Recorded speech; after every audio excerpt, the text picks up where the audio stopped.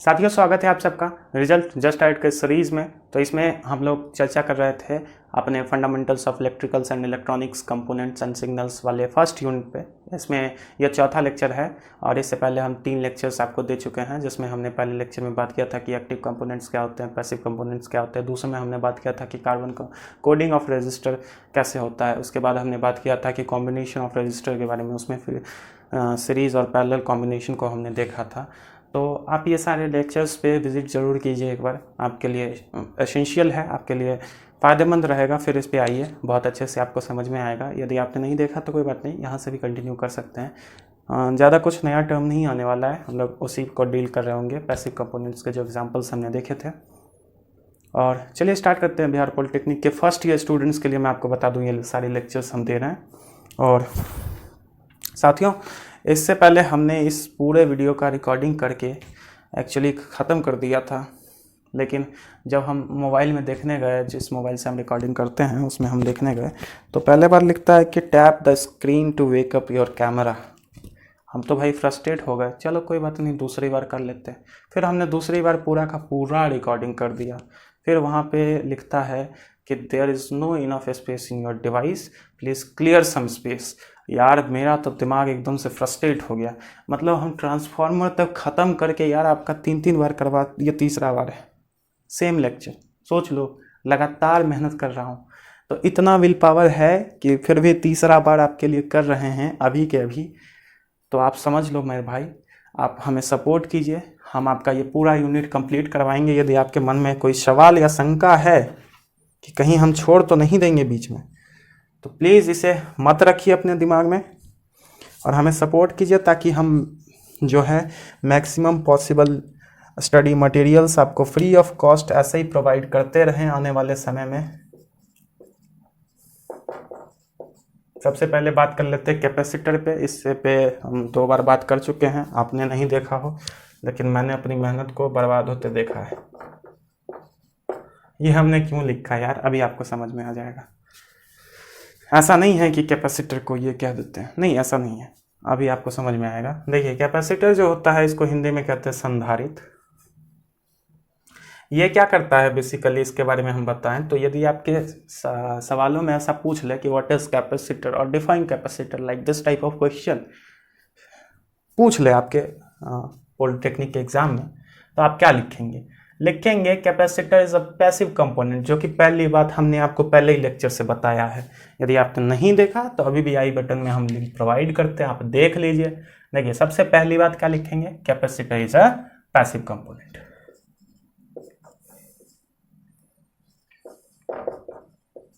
Capacitor is अ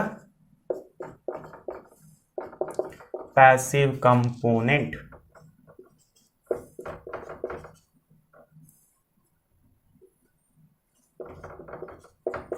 यार जिसको ये भी नहीं याद रखे रहे वो क्या लिख सकता है, हम बता देते हैं। चलिए, जिसको ये भी नहीं याद रहे कि पैसिव कंपोनेंट क्या होता है, तो आप सीधे लिख दीजिए कैपेसिटर इज ए इलेक्ट्रॉनिक और इलेक्ट्रिकल कंपोनेंट। ठीक है, दिमाग लगाने वाली बात है। यदि आपको आंसर याद ना रहे तो अपने मन से भी बनाया जाता है। अब दूसरा लाइन क्या लिखना है, दूसरा लाइन लिखने से पहले हम आपको कुछ एक्सप्लेन करते हैं। बेसिकली हम इसका मतलब एक्सप्लेन कर देते हैं आपको। देखिए मेरे दोस्त, जब आप ऐसे, ठीक है, ये ग्राफ हम वोल्टेज टाइम ग्राफ बना रहे हैं, आप इसको वोल्टेज कह लीजिए, ईएमएफ कह लीजिए, इलेक्ट्रोमोटिव फोर्स, या फिर आप इसको वोल्ट कह लीजिए, सारी एक ही बातें हैं। देखिए, ये हमने करंट बना लिया इसमें। और साथियों, हम आपको बताएं कि कैपेसिटर या संधारित्र का क्या काम होता है, जो बेसिकली आपके घर में आपकी मॉम का होता है, खाना बनाना। नहीं भाई, ऐसा नहीं है। देखो, हम आपको बताना चाहेंगे कि जब आपके घर में जब मंथ कंप्लीट हो जाता है, तो बेसिकली सबके घर में तो एक मंथ को लेके ही उसी के हिसाब से बजट बनता है, और उनके पिताजी की इनकम मंथली बेसिस पे आती है। तो जब आपके पिताजी की इनकम आती है आपके घर में, एक जनरल हिंदुस्तान का जो घर होता है, हम उसकी कहानी बता रहे हैं। देखो, आपके पिताजी की जब इनकम आती है तो क्या होता है, सिनेरियो कुछ ऐसा होता है कि उस समय आपके पिताजी अपने पीक वैल्यू पे होते हैं, एकदम पीक वैल्यू पे। भाई आज तो तुम मांग लो हमसे, जो मांगोगे हम वो दे देंगे। मतलब आपने कुछ डिमांड की नहीं, आपको वो पहले ही मिल जाता है। मेरे घर में तो कुछ ऐसा ही सिनेरियो होता है, ठीक है। तो मम्मी देखती है कि भाई ये रवैया कुछ ठीक नहीं है, ये रवैया कुछ ठीक नहीं है। मतलब अगर महीना यहाँ पे पुरना है ना, मंथ यहाँ पे कंप्लीट होना है, तो आपके घर की इनकम तो यहीं पे ख़त्म हो जाएगी अगर ये रवैया रहा आपके पिताजी की। तो फिर मम्मी क्या करती है, मम्मी लगाती है दिमाग, जो कि जनरल हाउस वाइफ अपने इंडिया की लगाती हैं, ठीक है। तो अपनी मॉम दिमाग लगाएगी और क्या करेगी कि जब देखेगी कि पिताजी जब पीक पे जा रहे हैं, इनके पास अभी खर्च करने के लिए बेहिसाब पैसा है, तो वो क्या करेंगी, वो उनसे कुछ कुछ पैसा ले लेगी। क्या करेगी, कुछ कुछ पैसा लेती रहेगी और फिर हाँ, पापा को पता नहीं चलेगा। और फिर पापा जब अपने पीक से लौट रहे होंगे, जब वो मायूस होंगे एकदम, उनका इनकम अब ख़त्म होने वाला है, महीना आने में बहुत दिन है अभी, वो एकदम मायूस से होंगे। आप कुछ मांगोगे भी तो पापा उदास से एकदम मायूस से दिखेंगे, सोच रहे होते हैं कि अरे यार क्या ज़िंदगी है कि हम अपने बच्चों की ज़रूरत को भी पूरा नहीं कर सकते। तो तभी काम आती हैं आपकी मॉम। वो क्या करती हैं, वो जो इनकम सेव करके रखी होती हैं, फिर क्या करते हो आप, फिर अपनी मॉम को अप्रोच करते हो, मम्मी ये चाहिए। फिर मम्मी कहती है कि हाँ ठीक है, पापा से बात करके देंगे। मम्मी इतनी आसानी से नहीं देती है, पापा जितनी आसानी से दे देते हैं आपकी मम्मी उतनी आसानी से नहीं देती हैं। आपके घर में सिनेरियो चेंज होगा, मेरे घर में कुछ ऐसा ही सिनेरियो होता है। देखिए फिर मम्मी क्या करती हैं, पापा को मायूस देखती हैं, तो फिर क्या करती हैं, अपनी बच्चों की ज़रूरत मम्मी पूरा करने लग जाती हैं और अपना ये ग्राफ को मेंटेन करती हैं। और फिर जब गिरता है तो फिर चार्ज हो लेती हैं। फिर मतलब ये क्या कर रही हैं, ये गिरने नहीं दे रही हैं, ठीक है, ये उनको गिरने नहीं दे रही हैं, ये मेंटेन कर रही हैं अपने घर का खर्चा, बजट को मेंटेन करके रखती हैं, आपकी ज़रूरत को पूरा करते हुए रखती हैं। ध्यान दीजिए दोस्तों, तो यहाँ पे हम ये कह सकते हैं, अगर हम कैपेसिटर के केस में कहें तो हम कहेंगे कि भाई ये वोल्टेज बढ़ रहा है, फिर ये वोल्टेज गिर रहा है, घट रहा है, ठीक है, यानी कि वोल्टेज में डिफरेंस हो रहा है। लेकिन कैपेसिटर क्या करेगा, इस वोल्टेज को ज़्यादा गिरने नहीं देगा, ये यहीं से उठा देगा, ठीक है, फिर ये ऐसे कर देगा, स्मूथ बना देगा यार। मतलब ये वोल्टेज को स्मूथ बनाता है, वोल्टेज डिफरेंस को अपोज करता है। तो आप ये कह सकते हैं कि it makes the voltage smooth, और ये भी कह सकते हैं कि it opposes the voltage difference, कुछ भी कह सकते हैं। लिख दीजिए यहां से, विच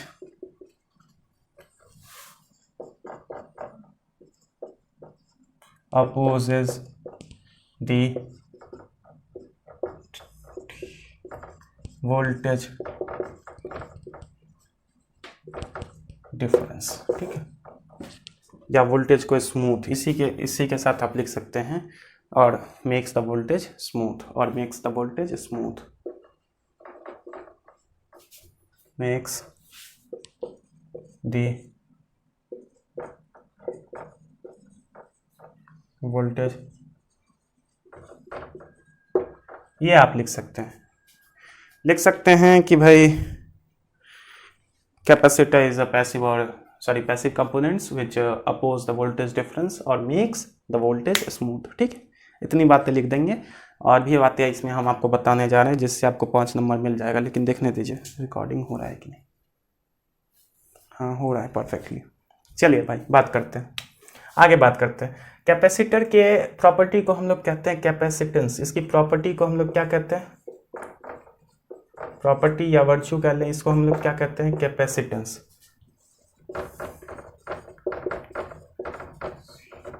कैपेसिटेंस, ठीक है। इसकी यूनिट क्या है, इसकी यूनिट बेसिकली है फराडे, ऐसा यूनिट जो है फराडे, जिसको हम लोग एफ से सूचित करते हैं। लेकिन भाई साहब ये इतना बड़ा यूनिट है कि अगर एक आध फराडे का करंट आपको दे दिया जाए ना, तो आप इस दुनिया से विदा ले लोगे। तो इसको हम लोग माइक्रो फराडे में जनरली मेजर करते हैं। आप अपने, हम आपको बताते हैं सबसे सिंपल केस में, आप अपने फैन में देखते होंगे कंडेंसर लगा होता है, उसमें उसका यूनिट देख लीजिएगा, सॉरी उसका वैल्यू देख लीजिएगा, वो लिखा होगा माइक्रो फराडे। इतना माइक्रो फराडे का ये कैपेसिटेंस है बेसिकली। आगे बात करते हैं, ठीक। इसके केस में एक फॉर्मूला है, यहाँ लिख देते formula, Q is equals to CV, ठीक है।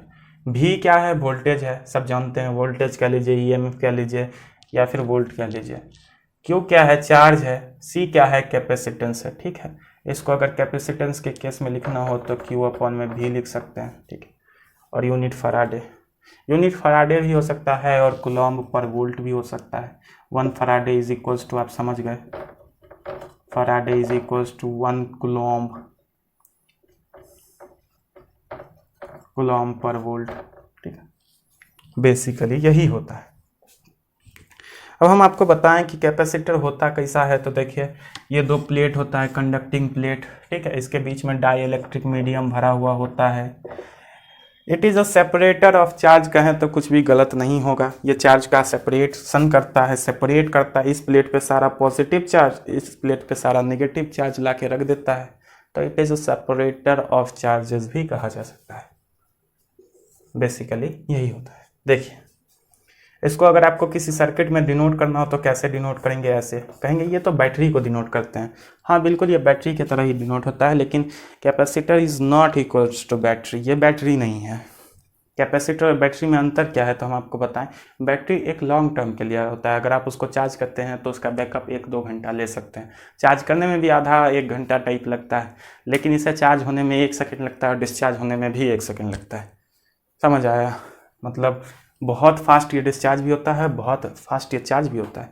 ये चार्ज होके, पता है आपके पास अगर बात करें या 60 या 70 वोल्ट टाइप करंट होगा, या 120 वोल्ट का करंट होगा, अगर उसमें आप कैपेसिटर चार्ज करते हैं तो अभी उसमें पोटेंशियल डिफरेंस कितना होगा, 120 वोल्ट 1 सेकेंड में। ठीक है, और अगर उसको किसी में टच कर दीजिए या फिर किसी सर्किट से जोड़ दीजिए तो अगले 1 ही सेकंड के लिए वो 120 वोल्ट उसको दे देता है। मतलब क्या करता है, सारा कुछ इकट्ठा कर लेता है और सब कुछ एक बार में ही दे देता है। इसीलिए कैपेसिटर बहुत खतरनाक है। कभी भी आप अपने फैन वाला कैपेसिटर निकाल के उसको दोनों टर्मिनल को अगर टच करवाइएगा, बहुत खतरनाक चिंगारी निकलता है, तो आपको उसके पावर का अंदाज़ा लग जाएगा। वो डीसी करंट जितना जैसे बैटरी में है, कभी ऐसा नहीं होता है। जनरली हम जनरल केस की बात करते हैं, आप देखते हैं आगे। यहाँ पे सी लिख दीजिए ना, बैटरी से अलग दिखेगा।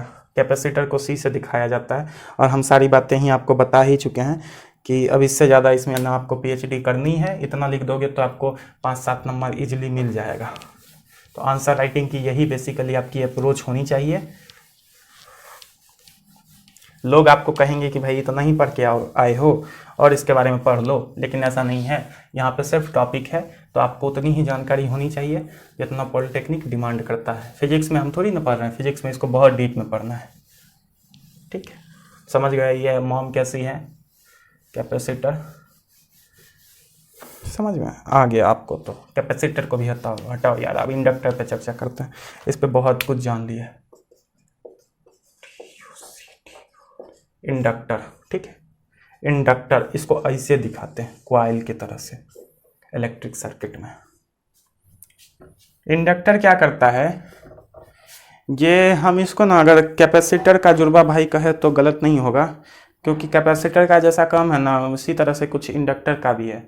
देखो भाई,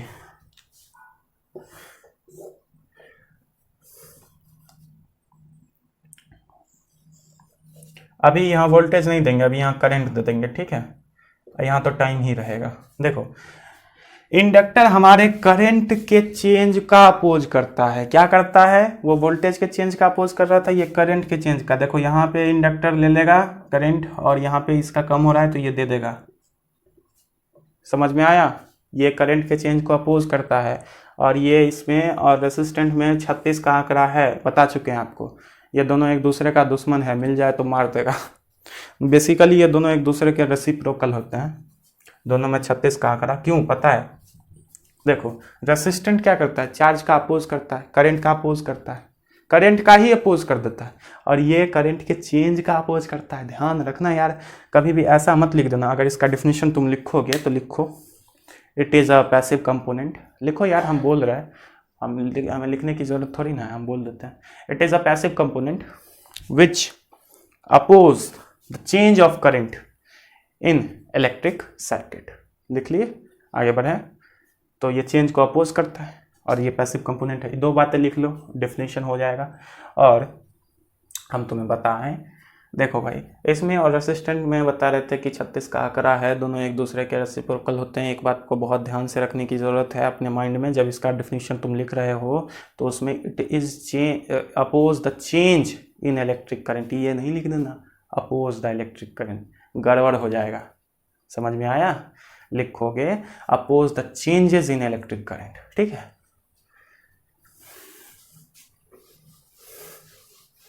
इसकी प्रॉपर्टी को क्या कहते हैं? इंडक्टेंस।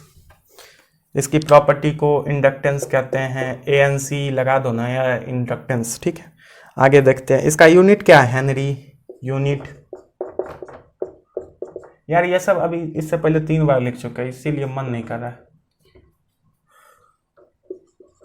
हेनरी, ये भी किसी महोदय के नाम पे है।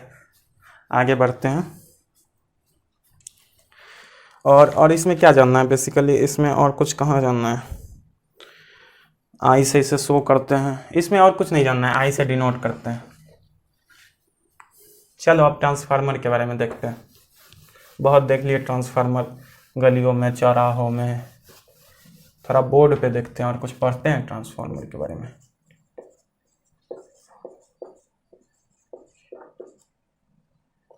चलो ट्रांसफार्मर बहुत ज़्यादा बता देंगे इसके बारे में तो यार डाइजेस्ट नहीं होगा, क्योंकि 10th में आपके सबके बारे में ज़रा सा भी पढ़ने के लिए नहीं है, तो डाइजेस्ट होगा ही नहीं, इसीलिए एकदम बेसिक बता रहे हैं।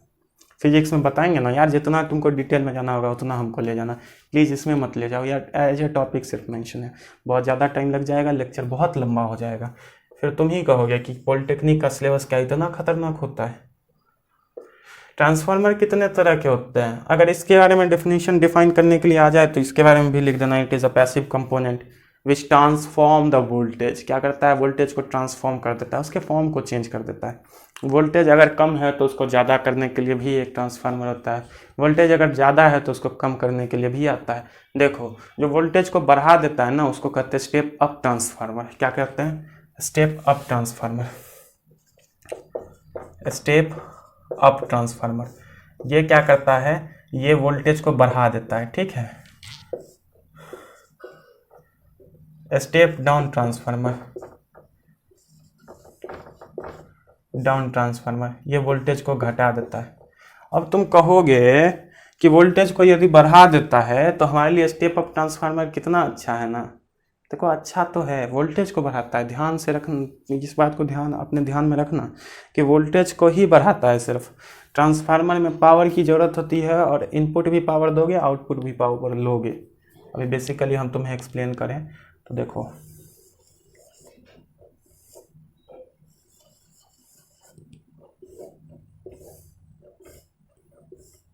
समझ लो ये ट्रांसफार्मर है, ठीक है। इधर से तुम इनपुट दे रहे हो, इधर से तुम आउटपुट ले रहे हो, ठीक है। ये प्राइमरी है, ये सेकेंडरी है। हम इनपुट आउटपुट इसीलिए लिखे, इसके साथ आप ज़्यादा फेमिलियर हो। अब देखो मेरे भाई, तुम यहाँ से क्या दोगे? वोल्टेज नहीं दोगे। वोल्टेज कैसे दे सकते हो यार? तुम यहाँ से पावर दोगे। क्या दोगे? पावर। सपोज कर लो P1 दे रहे हो, P1 दे रहे हो, या तुम पावर दे रहे हो तो P दो, क्या दिक्कत है। और P क्या चीज़ से बनता है ये बताओ हमें। पावर बनता है वोल्टेज और करंट के मिश्रण से, इसको गुना करने से। तो यहाँ पे भी तुमको P ही मिलेगा, सेम यही क्वांटिटी मिलेगा, यही क्वांटिटी मिलेगा। लेकिन ट्रांसफार्मर क्या करता है? 2 काम करता है। एक तो वोल्टेज को बढ़ा देगा या फिर वोल्टेज को घटा देगा। जो वोल्टेज को बढ़ा देता है उसको स्टेप अप ट्रांसफार्मर कहते हैं, जो वोल्टेज को घटा देता है उसे स्टेप डाउन ट्रांसफार्मर कहते हैं। 1 सेकंड के लिए मान लेते हैं कि ये स्टेप अप ट्रांसफार्मर है, तो ये क्या करेगा? ये वोल्टेज को बढ़ा देगा, यानी कि अभी यहाँ पे V जो है वो बढ़ के निकलेगा, V ज़्यादा हो जाएगा।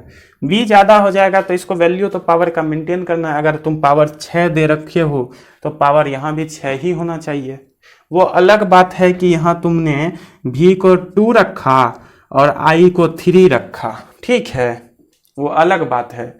अब देखो यहाँ पे तुमको P चाहिए, P तुम्हें ये दे रहा है, तो यहाँ तुमको वोल्टेज को बढ़ा दे रहा है, तो कितना बढ़ाएगा यार? इसकी कैपेसिटी है, ये ज़्यादा से ज़्यादा 6 ही तो कर सकता है, उससे ज़्यादा थोड़ी बढ़ा सकता है। ये तुमको 6 कर देगा तो आई तुमको 1 मिलेगा। ये मत समझना कि वोल्टेज को बढ़ा देता है तो करंट उतना ही रहेगा, करंट घटा देता है। समझ में आया? कभी भी पावर को क्रिएट नहीं किया जा सकता है, ट्रांसफार्मर पावर क्रिएट नहीं करता है, वो सिर्फ पावर का फॉर्म चेंज कर देता है, वोल्टेज का फॉर्म चेंज कर देता है। माफ़ी चाहूँगा अपने शब्दों के लिए, वोल्टेज का फॉर्म चेंज कर देता है। इससे ज़्यादा इसमें क्या जानोगे? इसकी ना कोई यूनिट है, ना घर का ना घाट का, ये बस कंपोनेंट है। ठीक है, अभी देखो हम आगे बताएंगे इसमें, अब इसमें क्या बताना है। चलो यहीं पे समाप्त करते हैं, अगले लेक्चर में मिलेंगे फिर, ऐसे ही मुलाकात होती रहेगी। अगले लेक्चर में हम लोग बात करेंगे कि भाई एक्टिव कंपोनेंट्स पे, और एक्टिव कंपोनेंट्स के सारे ही एग्जांपल्स के साथ डील कर रहे होंगे। डायोड पे डील करेंगे, रेक्टिफायर तुम्हें बनाना सिखाएंगे। अब पूछोगे रेक्टिफायर क्या होता है, बता देते हैं। देखो बहुत सारे डायोड को मिलाओगे तो रेक्टिफायर बनता है। 2 तरह के रेक्टिफायर बनते हैं बेसिकली। एक बनता है हाफ ब्रिज रेक्टिफायर, एक फुल ब्रिज रेक्टिफायर। रेक्टिफायर क्या होता है, तो आपके